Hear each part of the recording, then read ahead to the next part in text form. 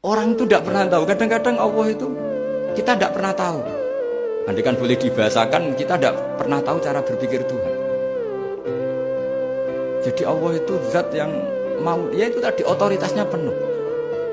Makanya saya pernah cerita di mana-mana, di kitab-kitab yang saya baca itu ada 2 orang yang ahli neraka, sudah di neraka.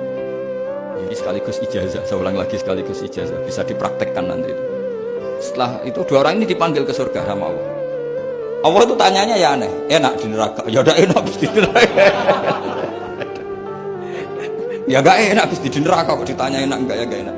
Ya sudah, kembali lagi ke neraka. Lari kencang-kencang, lari menuju neraka. Lari. Sama Allah dipanggil lagi. Loh, kenapa kamu semangat? Ya Allah, saya ini kapok, saya ini trauma. Dulu ketika engkau perintah, saya ini lelet sekali. Disuruh sholat lelet, disuruh zakat lelet. Maka ini dengan perintah saya semangat supaya nggak ngulang kesalahan yang sama. Akhirnya sama Allah dipanggil. Ya sudah di surga aja, di surga. Karena semangat lari menuju neraka. Maka ini ijazah nanti kalau di mahsyar ya, kamu dipanggil, ayo masuk neraka, harus apa? Semangat, semangat, harus semangat. Oke Gusti, semangat.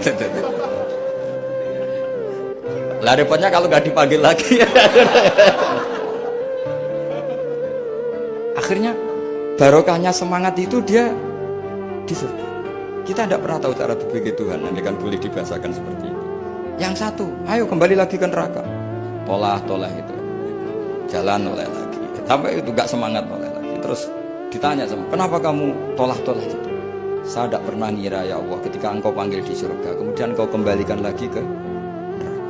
Ya sudah, kamu di surga saja. Barokahnya husnuzon.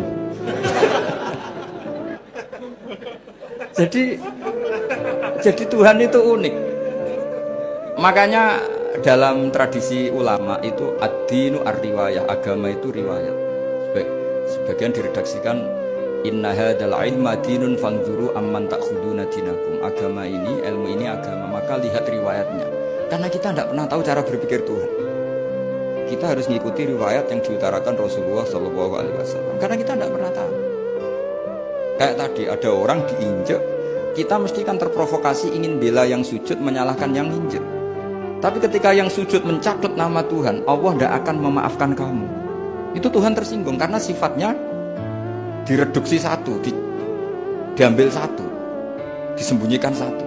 Gak ada kan dia begini mungkin malah Allah maklumi. Saya tidak akan maafkan kamu. Enggak apa-apa Allah, kan saya. Kan tidak mencatut namanya Allah. Selama hidup saya tidak akan maafkan kamu. Allah gak akan tersinggung. Karena dia sebagai manusia tentu punya dendam, punya rasa mangkal, punya emosi. Tapi kalau ketika bilang Allah tidak akan maafkan kamu, berarti dia mencatut statusnya Allah. Dan Allah disifatkan hanya satu dari sifatnya Allah, yaitu hanya sifat menyiksa. Padahal Allah punya sifat memaafkan.